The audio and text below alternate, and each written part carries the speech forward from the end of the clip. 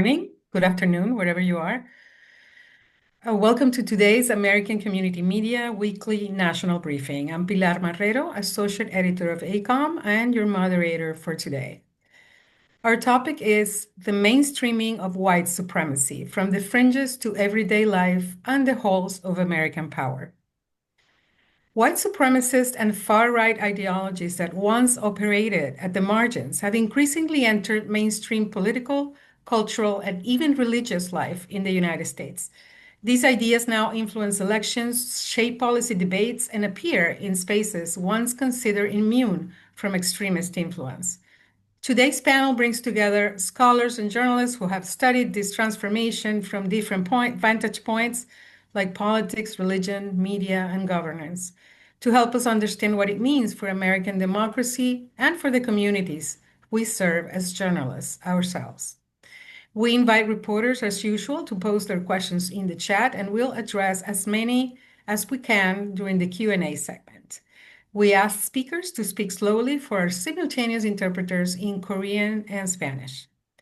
Our panelists are Sanford Schramm, Professor of Political Science at the University of Alabama, co-author of Heart White, The Mainstreaming of Racism in American Politics. Matthew Taylor, Senior Christian Scholar at the Institute for Islamic, Christian, and Jewish Studies, author of The Violent Take It by Force, the Christian movement that is threatening our democracy. I'm sorry, and I made a mistake. Sanford Schramm is the adjunct lecturer in political science at Stony Brook University and co-author of the Heart White, The Mainstreaming of Racism in American Politics. Apologize for that. Heath Rosen, he's a journalist and creator of the podcast Extremely American, whose second season focuses on the rise of Christian nationalism in the US. And David Burgard, executive director of the Institute for Research and Education on Human Rights. He's the co-author of Breaching the Mainstream, a national survey of far-right membership in state legislatures. And without further ado, let's just start. The first question is for all of you panelists, and you'll have a maximum of 3 minutes each to respond. Across your work, you've examined how extremist and exclusionary ideas have gained legitimacy in mainstream politics, religion, and public life in America.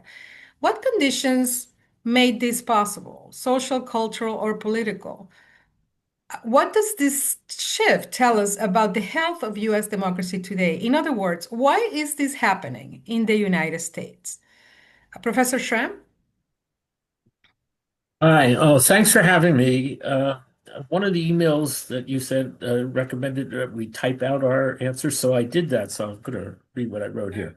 The immediate cause was the election of the first non-white president in U.S. history, Barack Obama. But white nationalism had been gaining prominence in mainstream politics before that, as John Gans has emphasized in his book, When the Clock Broke. Gans discusses how people like Pat Buchanan during the Reagan years started to make real inroads in the Republican Party with a sanitized version of what the Ku Klux Klan leader David Duke had been pushing. Eventually, you get the Tea Party rising up in reaction to Obama and Trump taking it all the way to the White House in a rising tide of white resentment politics, especially regarding immigration. Now, the next generation of young people, most recently on the internet and Twitter, Discord, elsewhere, are trolling neo-Nazi memes as if that's the cool thing these days. White nationalism has a long lineage, but has become more prevalent in mainstream politics in the Trump era. That's what I wrote. All right, thank you, Professor. Heath, would you like to chime in? Yeah, so I think that's some really great background, kind of deep background on that, which is an important context. So I'll kind of piggyback on that. Because let's talk about Hitler, because that's who a lot of people are talking about right now. And I think that for folks who don't monitor the kind of darkest corners of the internet like I do, there, there are an alarming number of people who are pretty fond of Hitler at the moment and pretty okay saying it out loud. Um, we've kind of gone from this meme. There was this meme that was kind of like everything I don't like is Hitler, making fun of people for, comparing things they don't like to Hitler, to, hey, maybe Hitler's okay. And I'm using this as one example, but I think that shows sort of how supercharged this mainstreaming has become. And I think there's a few reasons. I think, yeah, you can't.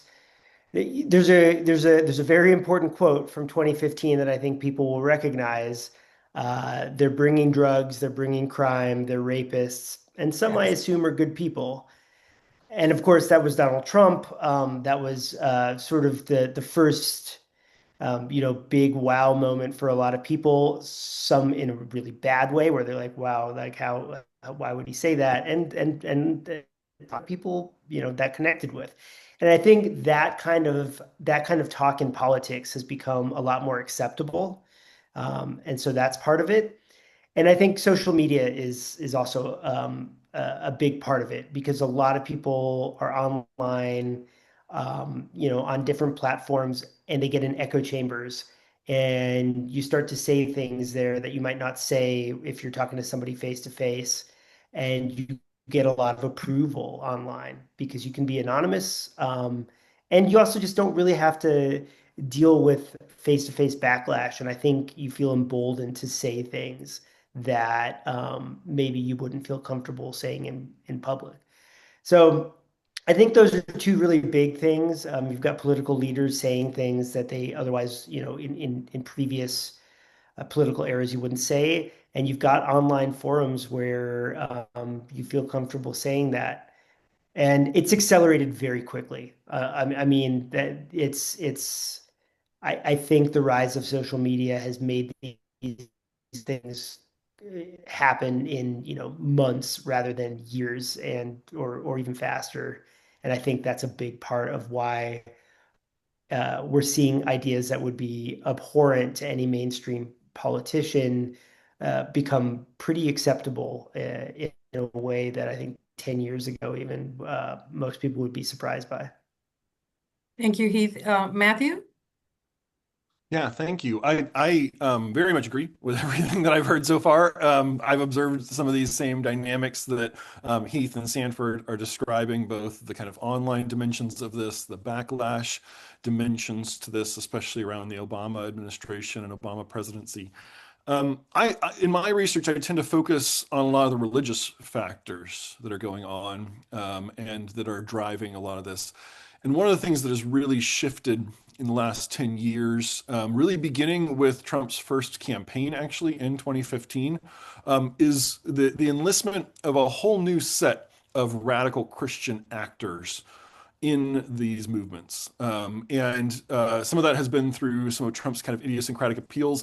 There's the fastest growing and most energetic form of Christianity, both in the United States and in the world right now, is where you have the intersection of non-denominational governance, so basically very, very low supervision, very low regulation, mixing with charismatic spirituality. And when we use charismatic in the Christian sense here, not in the sense of having a really magnetic personality, but in the sense Mm. of being attached to kind of supernatural dimensions of experience, trying to recapture what they understand as the supernatural ethos of the early church. So you can think of this as kind of the non-denominational wing of Pentecostalism, growing gangbusters around the globe, growing very rapidly in the United States. And Trump has uniquely enlisted that coalition into these broader far right circles. And that coalition, while it is multi-ethnic, also carries a lot of ideas of Christian supremacy, a lot of old narratives, a lot of new prophecies about Trump that have built this kind of mythology that has really united the right around this idea of Trump as a kind of quasi-messiah come to deliver the United States and, in some cases, Israel, and to realign the world order. And I think those narratives have activated this MAGA coalition in a very particular way, both in these more racist directions and in these more Christian supremacist directions. And I think we're seeing the overlap of that really expressed in our politics today. Thank you. Thank you so much. And I'm seeing questions coming in the chat. We'll hold on those until we are finished with this part of the Q&A. Thank you so much. Mr. Bogart, the same Thank you question. so much for having me. It's an honor to be with you all today.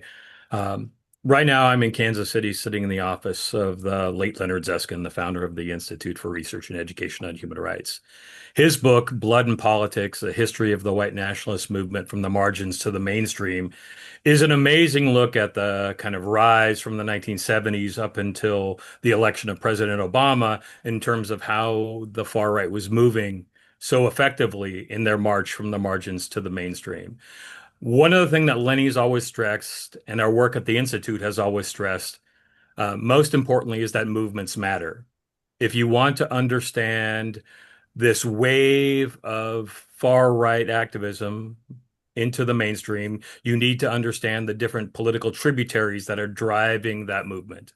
Since I started doing this work nearly over 30 years ago, those movements have expanded exponentially. We used to be able to track this in the thousands. When I started, it was around 25,000 hardcore individuals.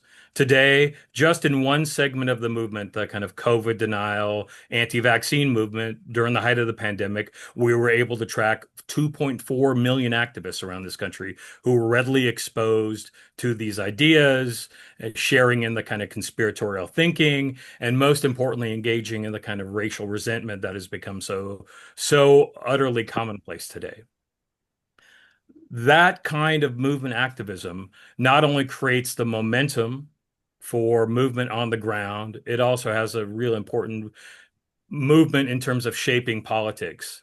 In our 2022 report, Breaching the Mainstream, we documented 875 state legislators who had joined one or more different far right groups we tracked around the country. That's everything from militia groups to COVID denial groups to anti-Semitic organizations, to QAnon inspired organizations.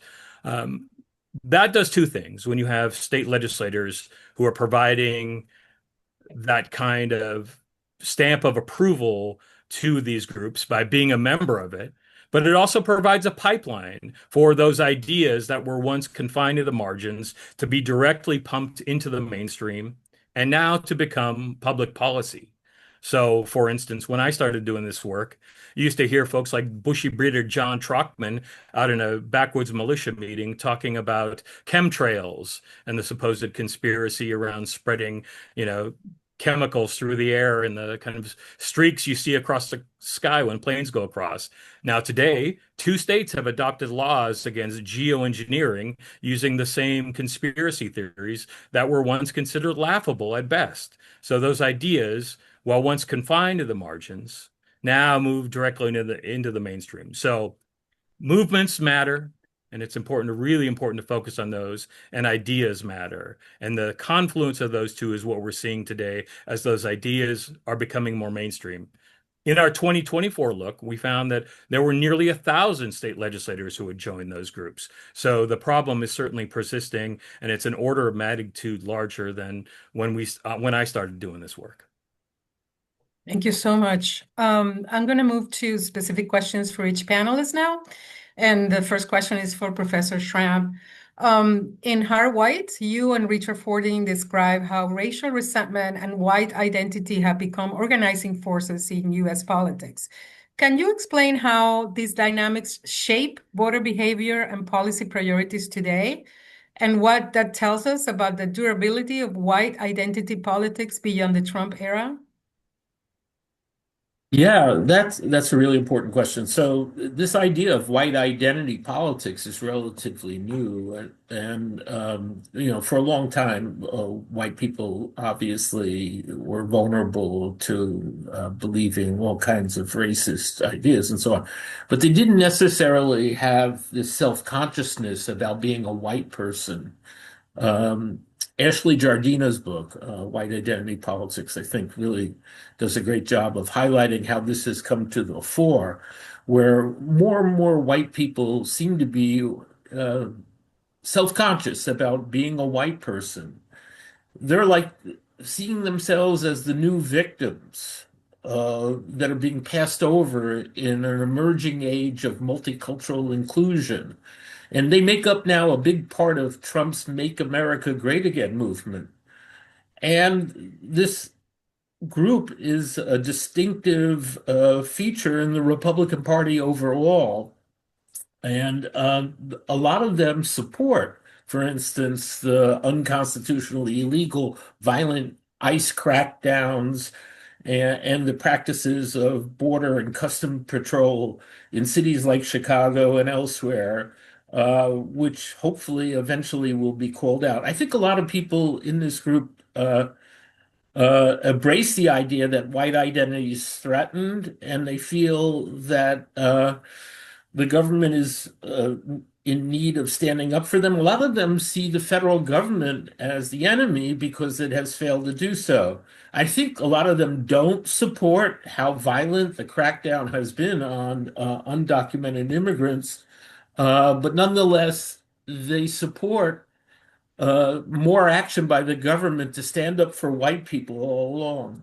And their votes make a big difference in elections on the margin for president, for Congress, and um, local elections. And I think they're going to remain a significant force going forward.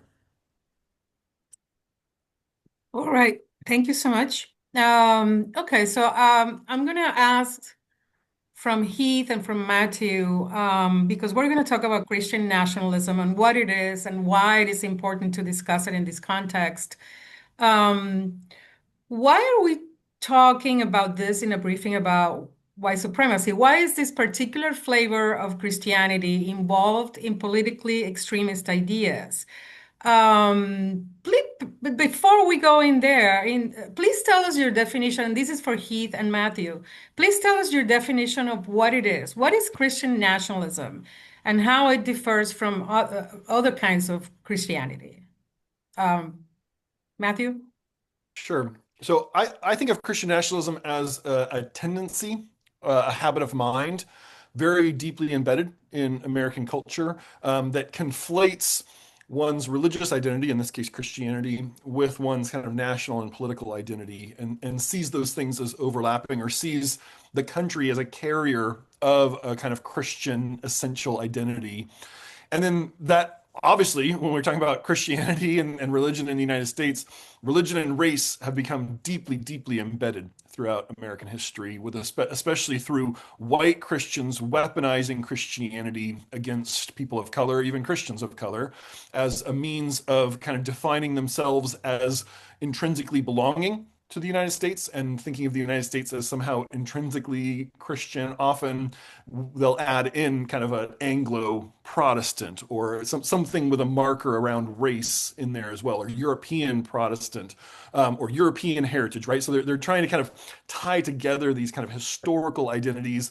And so that's often why you find when people talk about Christian nationalism, they'll often add the modifier white Christian nationalism. Now, there's multiple forms of Christian nationalism in the United States, and white Christian nationalism tends to be one of the more dominant ones, where you see this overt blending of a kind of normative whiteness with a normative Christianity as definitional to being American. Heath, what's your take on that? Um, yeah, so I mean, Matthew gives a like really smart answer, and a smarter answer than I'll give, which is why I've called Matthew in my reporting before. But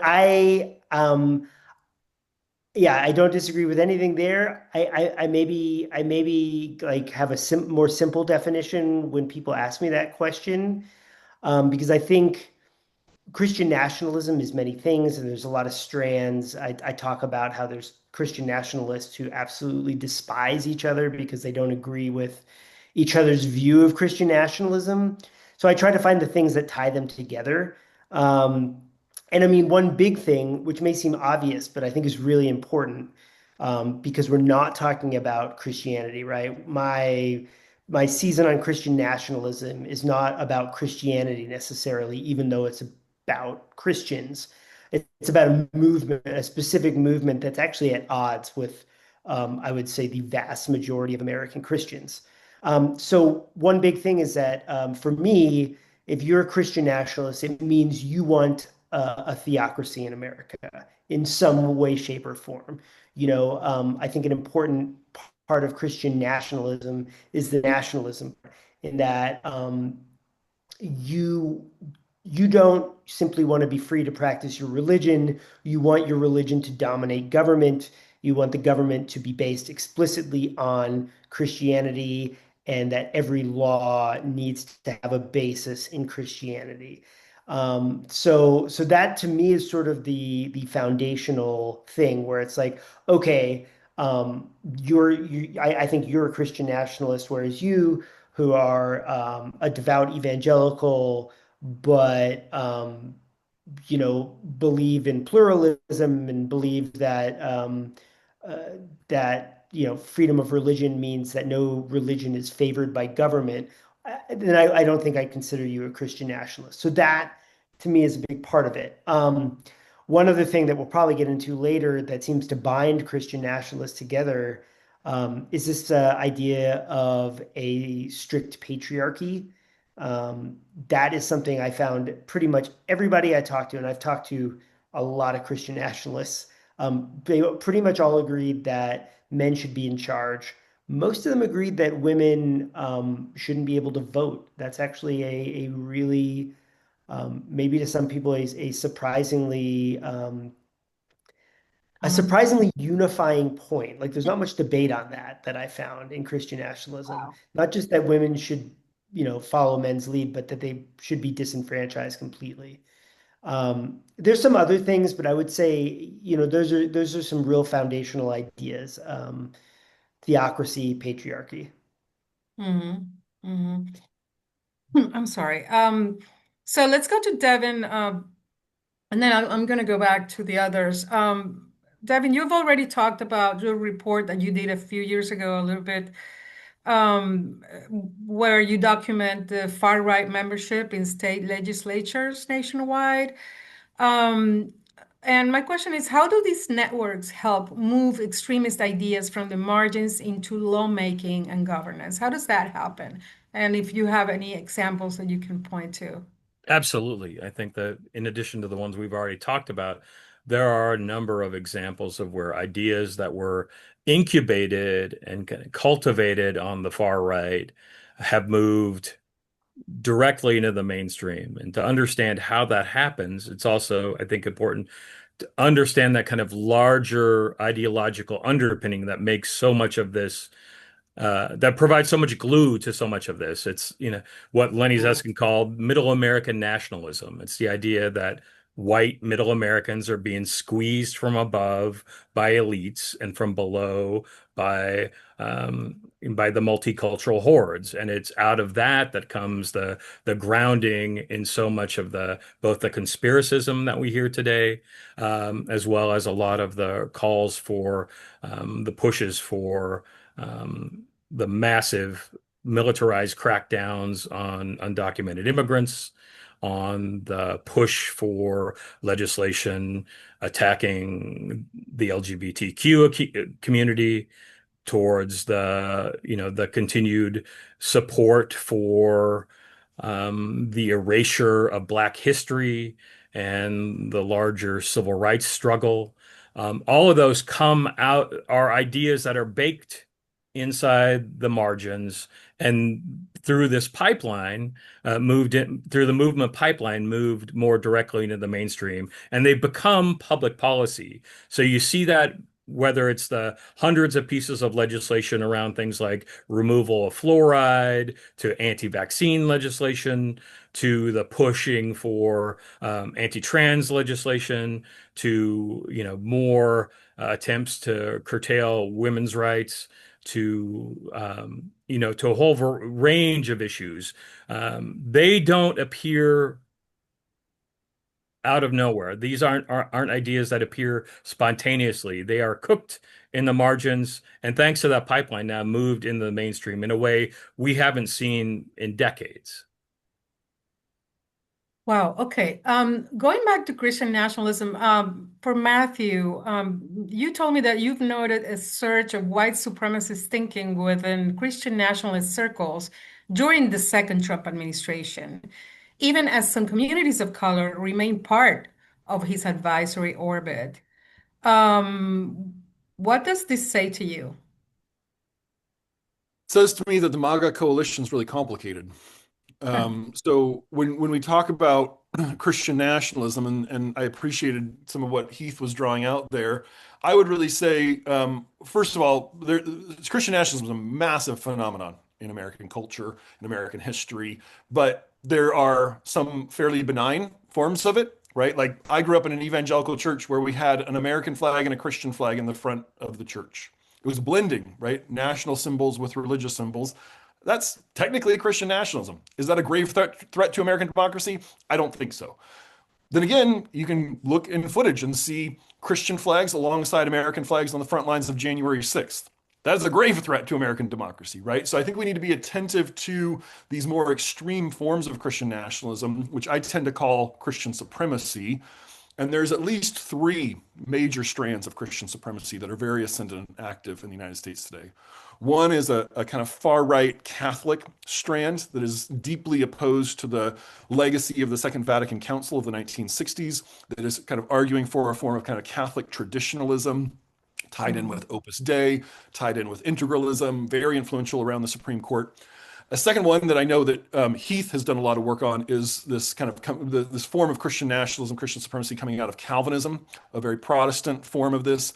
This tends to be centered around this guy Doug Wilson there in Moscow, Idaho. He's very influential with Pete Hegseth, and that one tends to be very kind of formal and theological. This is where you get a lot of these patriarchal messages. This advocacy for taking away women's right to vote is very much kind of rooted in that circle. And then this third strand, the third version is the one that I study more, and that's this independent charismatic strand, where it's much more supernaturalist, much more accelerationist in its orientation to politics. They believe that God is going to intervene in American politics, and we need to topple the present order to bring about this new divine order. And that tends to predominate Trump's advisory circles. That one is open to women in leadership, which is part of how Paula White Cain can be the director of the White House Faith Office. She's a very, very empowered female minister, right? She's a televangelist. She's an independent, charismatic, prosperity gospel preacher. She's been friends with Trump for more than 20 years and has been kind of in his advisory role for him. That realm is also much more multi-ethnic. And that's part of how Trump has managed to enlist a lot of Christians of color in his coalition is they are tied in with theological and media strands of charismatic spirituality. And so they are buying into a lot of the messages around Trump, and they're willing to kind of factor out some of the racism at times, or to just say, oh, that's not really our orientation towards Trump. And so this narrative of Trump as Messiah, as this kind of prophesied figure, serves as kind of a universal adapter, and QAnon can plug in and say, "Oh, Trump is going to be our savior, and he's going to end the global cabal." The anti-Semites can plug in and say, "See, Trump's on our side," and then the philo-Semites and Christian Zionists can plug in and say, "See, he's going to save us and save Israel." Right? So there's all these different ways that they've managed to paper over some of these contradictions within the coalition. I would argue those contradictions are becoming much more evident, especially in this blow up around anti-Semitism that we're seeing right now. Hmm. And maybe the Epstein stuff will bring some contradictions to what Christianity is and what this government is. Heath, I don't want to miss the opportunity to ask you about your reporting. I know you've done a lot of reporting in Moscow, Idaho, the Christchurch movement that Matthew just mentioned. Can you give us a concentrated uh, answer as to why are you so focused on this movement, and what is it that is significant about it that we should know? Yeah, right. No, it's a question I get a lot. Like, why are you so focused on this small town preacher in a Idaho town that most people haven't heard about?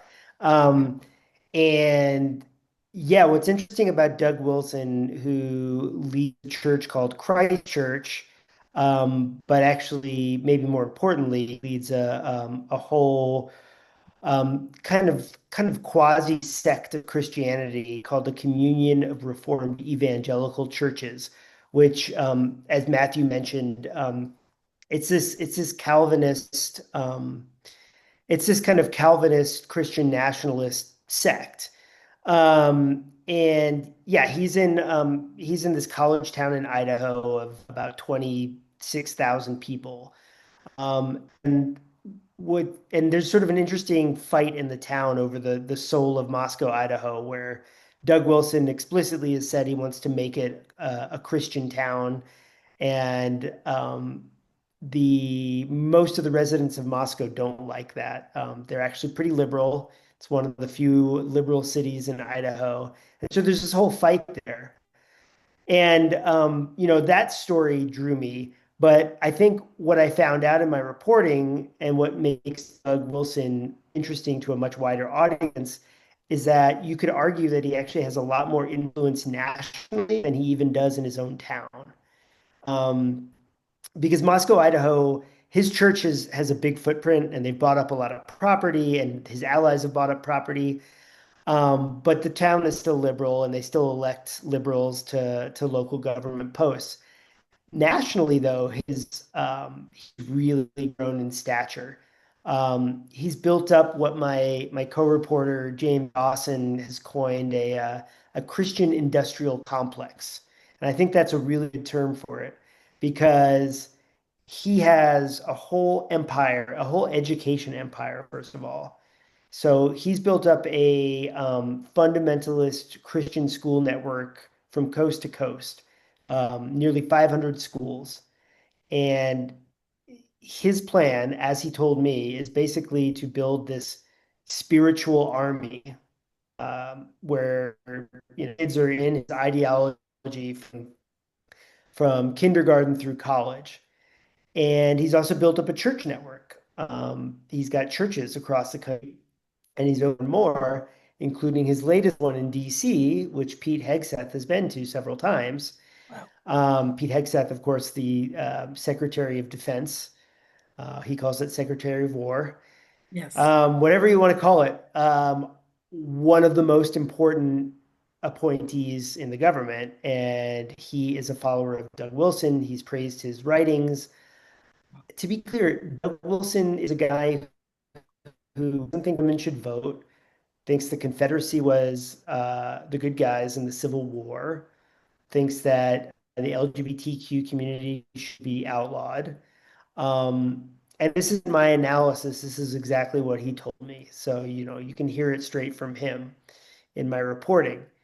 And yeah, so he's built up all these things. He's built up a media network. He's basically got this thing called Canon Press, which churns out just a bunch of Christian nationalist titles, also educational material, and he's even got a streaming service, which is almost like this like fundamentalist Christian Netflix. He's basically trying to recreate society in a fundamentalist Christian image, where he can give a one-stop shop for people to do all of their social and entertainment, give all of them their social and entertainment needs through a fundamentalist lens. And he's been really successful and really influential. And with Trump's win, you're seeing that a lot more. His ideas are getting mainstreamed. His people are getting into places where there's more influence. And he's been basically playing a long game for more than 4 decades for this moment. And he knows that this is his moment, and he's trying to make the most of it. Well, and I placed a link to your podcast in the chat. Also, you can find it in any place you find podcast, I guess. It's called Extremely American. It has 2 seasons, and it's a very interesting podcast to listen to. Thank you, Heath. Thanks. I want to, yeah, I want to go to Professor Schramm, and this is a question I was not in the script, so I'm going to cut you off guard here. So in the book that you wrote with Professor Fording, I think one of the ideas was that um, racism becomes institutionalized through governance. So we have seen a Supreme Court say things like, oh, when you're trying to arrest an undocumented person, you can stop them because of their race, things like that. Um, is the end objective here to overturn civil rights laws completely, you think? Well, yeah, I think, what's going on is what Rick Perlstein calls the authoritarian ratchet. So as this movement grows, it diversifies and it has a constellation of grievances. So it goes way beyond just anti-black sentiment, more towards a broader outgroup hostility, including, as people have mentioned, opposition to people of diverse gender identities in the LGBTQ community, but also the religious dimension that we've been emphasizing as well. And they sense the opportunity as they broaden the network of this constellation of grievances that they get closer to power. But then when it doesn't quite result in what they want, they intensify their efforts. And uh, I think a lot of more mainstream whites who've now sort of resorted themselves into the Republican Party uh, go along with this because the opportunities for power are there. So our research showed that people who have this higher levels of white outgroup hostility towards these other groups of a diversity of kind are less likely to support democracy and are more willing to tolerate an authoritarian leader because that's the road through which they're going to achieve power. And unfortunately, I think a lot of people in government, on the Supreme Court and in Congress, as well as people in the Trump administration, feel obligated to go along with this because it's turning out to be a winning strategy that has put liberal democracy and the rule of law and our constitutional system at risk.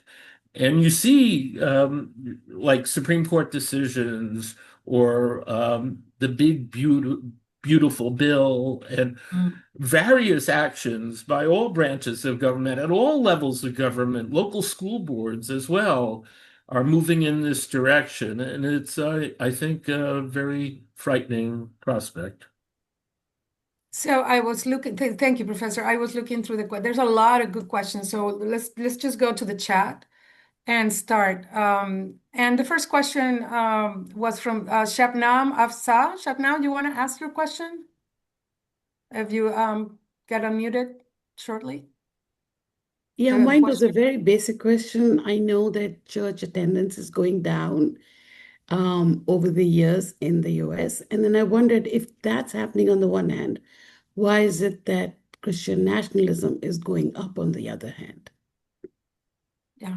Matthew, maybe?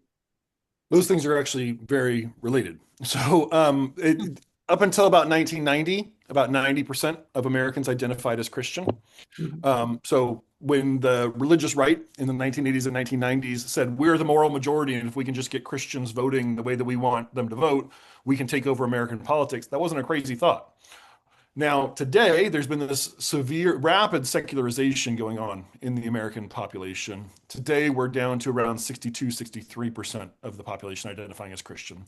And in surveys of a church attendance, for the first time, I think it was in 2020 or 2022, it dropped below 50% in the survey since they started doing the surveys, right? So there's been this rapid secularization, the cultural change that comes along with that, right? Members of like 1/3 of the people statistically who are identifying as Christian 35 years ago are not identifying as Christian today. And that's happening inside families, that's happening inside communities. And so the people who are still identifying as Christian, especially the ones who want to hold on to these kind of notions of Christian nationalism and some essential kind of Christian character to the United States, they're feeling more and more embattled. They're feeling more and more like a minority. And this is why you've started to see these more extreme ideas populate in those spaces because their route to dominating American politics through democracy, that route's almost gone at this point. But they can still exercise great power as a minoritarian interest. And I think you have to recognize, right, white Christians throughout American history have persecuted and harmed other Christians and people of color, right? They fundamentally do not want to be a minority because they know how they have treated people who are minorities. And so there's this great fear, this great anxiety, both within the white majority and within the Christian majority about losing that majority. And those forces together, I think, are driving this kind of profound backlash, this kind of we're going to grab hold of power. And I think you have to recognize, and you can see this throughout democracies around the world, majorities are never more dangerous than when they think that their majority is disappearing, because they still have the power to do something about it. And that's what I think that really, when you think about what is MAGA, what is that movement, it's that intersection of the kind of white majority and the Christian majority saying we don't want to become minorities, and we're going to do everything we can to claw back our cultural dominance. Thank you. I'm going to jump to Pamela Cruz. Pamela Cruz, your question about immigration and white supremacist narratives. You want to ask it? Pamela? She's asking you to just read her question. It looks like she Okay. said her mic's having it. All right, got it. Thank you, Heath. Okay, her question was, in the current political, and this is for anyone who wants to answer, okay? In the current political climate with immigration once again as the center of national debates, how are white supremacist narratives shaping public perception of immigrants? And what indicators should journalists watch for to distinguish legitimate policy arguments from racially coded extremist messaging? Who wants to try their hand at that? I'd be happy Uh, to. I think there Okay, are. oh yeah, I'll let Devin Yeah. take Devin the tough first and then question. Heath. Oh, Okay, perfect. Thank you. Devin, go ahead. I think there are a couple of things to pay attention to. Um, this is an excellent reminder of how these ideas have moved from the margins to the mainstream. Back in the late 1970s, when the Aryan Nations compound was out there in Hayden Lake, Idaho, they used to publish pamphlets about the Reconquista and the invasion of the U.S. from the South. Those kind of ideas and literally the same kind of imagery was then used by the anti-immigrant movement, which started in the United States in the late 1970s, and really was influential in shifting public policy up until 2006, 2007, and now has been supplanted first by the Tea Party and then by MAGA. But now there are a couple of things I think you can look for. One, and most importantly, I think, is looking for arguments that are centered around the so-called Great Replacement. The idea that Americans are being replaced um, by immigrants is a white nationalist conspiracy at its core. And while some folks will not emphasize part of it, there is, in addition to it being a profoundly racist and misguided idea, it also has an anti-Semitic component as well. It argues that it's actually Jews behind the scenes importing immigrants to lead to this replacement of white Americans. So if there are arguments around the Great Replacement, which has unfortunately become increasingly common and is showing up increasingly in terms of public opinion about their concerns around immigration, that I think that is an area that is should be called out and should be out of bounds. And then secondly, pay attention to the sourcing for where they're getting their information. If it's coming from groups that are grounded in pushing a lot of the same stuff, you know, white nationalist inspired anti-immigration groups like the Federation for American Immigration Reform, which literally received $1.29 million from the Pioneer Fund, a fund created in the 1930s to fund Hitlerian notions of eugenics and race science, that you should be alarmed and concerned about those kind of sources. But then also, get get to the facts on the ground, and not allow distortions about the size, scope, and extent of the issue Mm. become taken for granted. So when someone who shall go nameless that says that there are 30 million undocumented immigrants in this country, that might call for some fact checking. Being relentless about fact checking and calling out things that are not factual, I think is a key component of this debate. So we have a grounding that to have an actual policy discussion that is not grounded in these, racist and anti-Semitic conspiracies. Thank you so much. Heath, you want to comment? I'll tackle the journalism part, which is it's an increasingly difficult question to answer. I think if I remember, the question was basically like, how do you filter out or how do you sort the legitimate criticism Yeah, from just out and out racist? yeah. That part might be a little bit easier. I mean, I think like Evan said, look, you got to educate yourself on some of these on kind of some of these buzzwords and some of these conspiracy theories like Great Replacement. The problem is, and the more difficult thing is, a lot of times these racist conspiracies are being parroted now by people who matter. And that's a struggle I have, right? And I've also I've got journalism students at college, and I've gotten tough questions like this. And you don't want to just platform some random Nazi, right? I mean, part of what I told my students was like, look, if there's two Nazis in masks on the street corner holding signs, do you really want to give them press? Probably not. Like, who cares? Like, don't give Mm. them attention.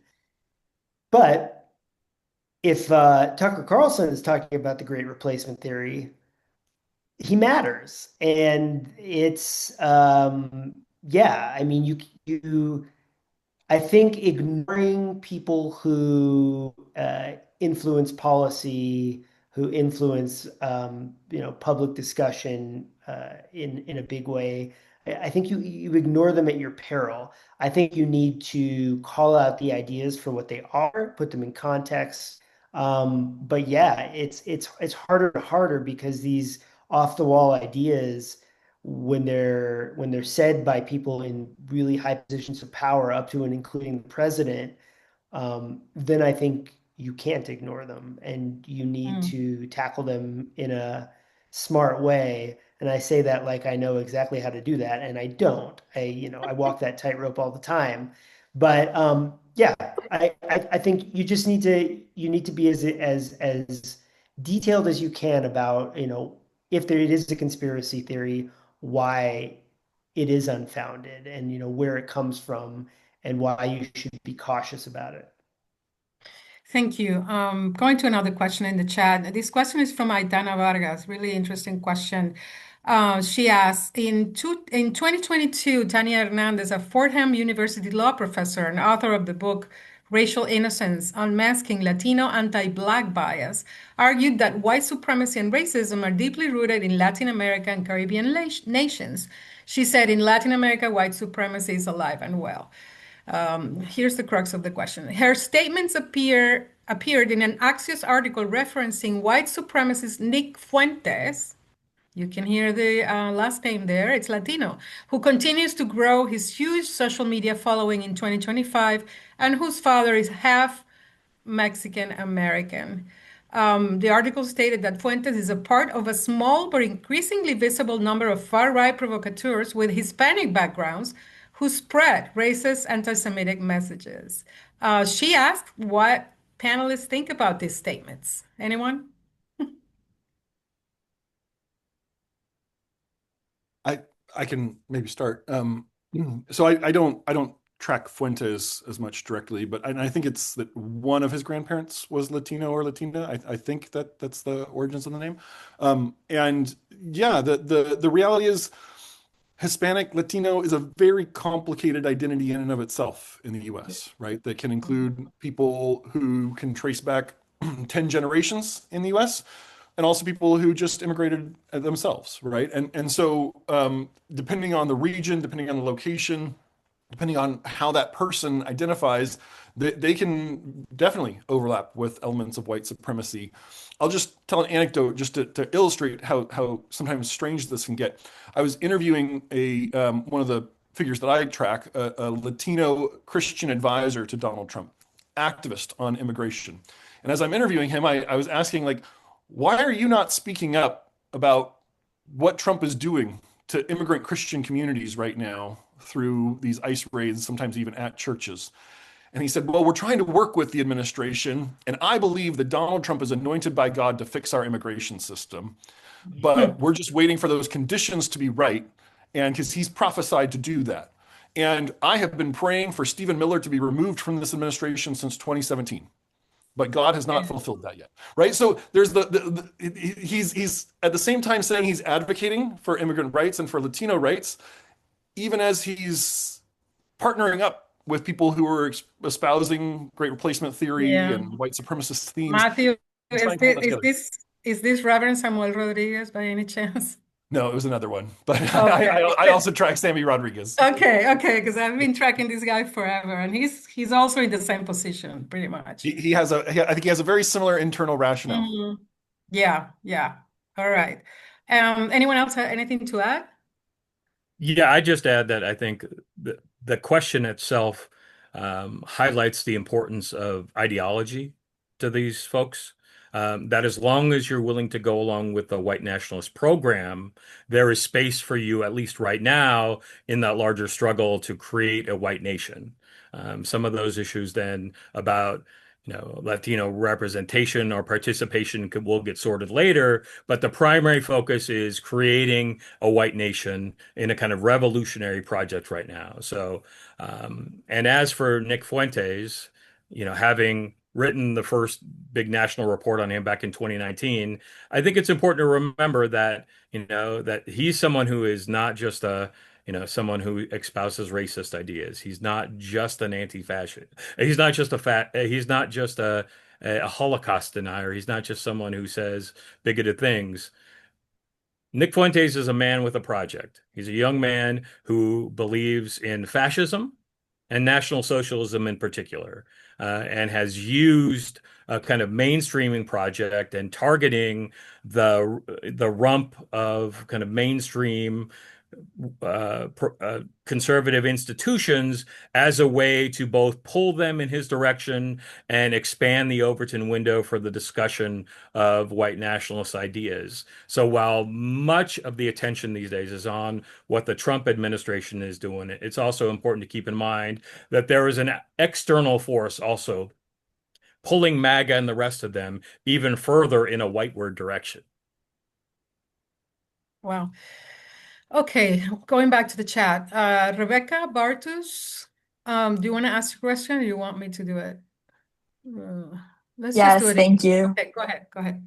Go ahead. Florida just became the first state to adopt the Heritage Foundation's conservative education model called the Phoenix Declaration, which aims to teach truth and goodness as well as principles of Judeo-Christian tradition. And with Florida schools already attempting to alter how they teach American history, including slavery, would you say there is a risk of white supremacist ideology taking over some public education systems in southern states? Professor Schramm, maybe? Oh, yeah, no, I think that's a real prospect. I think what's going on here is not only are the extremists getting mainstream, but a lot of people high up in the Republican Party, and in the academy as well, and in the media are playing along. Like Stuart Stevens, the Republican advisor to the Bush administration and two campaigns, he said, for a long time, we understood in the Republican Party that the white nationalists were part of our coalition, but we thought they were the recessive gene. It turns out they're the dominant gene now. And that's how the party has evolved. At the same time, what's going on from the top down, a lot of people who are not necessarily white nationalists are willing to play along because this enables them to further their own agenda. So you have people like the Claremont Institute features people like Eastman and others that go along with these ideas to allow this mainstreaming to occur because for them it's politically advantageous. And I think in our book, Hard White, that's what we emphasize, that we have to make them pay a price for this partnership that they've allowed to put our entire democracy at risk. I think that's the main response. And it is so far kind of striking to me how far they've been able to go without sufficient opposition in that way. Thank you. Thank you so much. And we have 5 minutes left. Gonna try to leave this in a optimist note, maybe.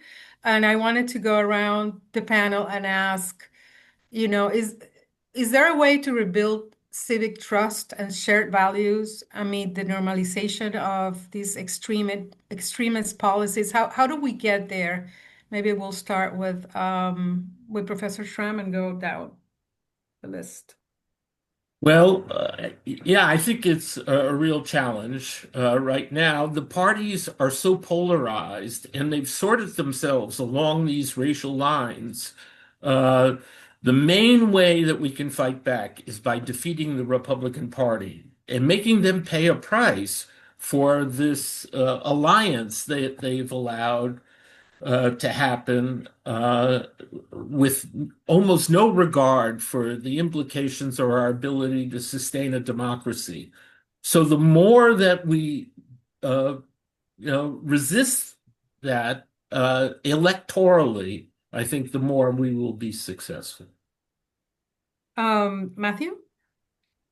So I'm not a political scientist, so I'm a religious studies scholar. So I'll answer as a religious studies scholar. But Yep, of just course. in the big picture, when we look around the world at instances where these far right populist movements, wedded to religious nationalist movements, are overturning democracy, and truly the US is just one outpost of a broader global trend. We're seeing this in India, in Turkey, in Poland. I mean, this is Russia. This is going on all over the place. What works to defeat those things is the biggest tent coalition you can build of people who want to protect democracy and protect the equality of everyone. And that coalition needs to not have any purity tests or shibboleths, but to say if we can preserve our other disagreements for later, if we have a democracy. If we don't have a democracy, all those other disagreements are basically moot because no one on our side is going to like what the far right is going to do when they are in power. And so the agenda now is to, as I think Sanford was wisely saying, defeat MAGA. Hopefully that precipitates a change within the Republican Party or a completely new party emerging. But for now, the first task is to stop the advancement and build this big coalition of pluralism to contain that and to then start to rebuild. Thank you. Devin? I think it's a great example of what works in American politics, whether it be the Black freedom struggles or the move for women's equality or the fight for LGBTQ rights. It's that reminder that movements matter and that it's going to require building mass movements that both have their eye on the prize in terms of protecting and defending democracy, but also then working to inoculate communities from the inroads from those on the far right who are both looking to impact these growing movements as well as looking to uh, turn the United States into something that will be recognizable in a very few years. Thank you, Heath. And because you're the journalist in panel, I know you don't want to get into the political, like, let's defeat this or that, but how do we as journalists contribute to this? Yeah, I mean, I think as journalists to, get as educated as we can about the nuances of these movements and resist the urge to make them monolithic because they're complicated.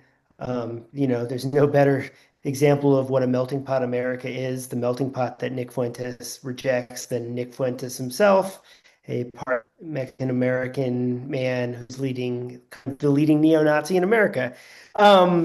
But I think another important thing to realize that I talk about in my reporting is that movements like Christian nationalism, they're really loud, and they're really outspoken, and they're successful right now. And this is not to underplay that, and more same with white supremacists. but they're also, I think it's easy to forget, and even people who hate them kind of forget this. They're wildly unpopular. Um, they're maybe too popular, a lot of people's comfort, but these ideas that a lot of Christian nationalists have, most Americans are not on board with that. When you ask them, like, oh, do you want theocracy? Do you want women to lose the right to vote? Like, these ideas are not popular. And I think the perception, even in America and abroad, when I talk to people outside of America, I think there's this perception that like Christian nationalism is really popular right now, but it's not. Um, and I think that's something to keep in mind for anyone who's thinking about the movement and where we're going from here, because I would say like Matthew alluded to this. Part of the reason that Christian nationalists hate democracy is because they know democracy is not a winning path for them, because they're not very good at winning broad general elections when people hear their ideas because they don't like them. So, yeah, that's I guess that would be a really important fact for me that just gets lost.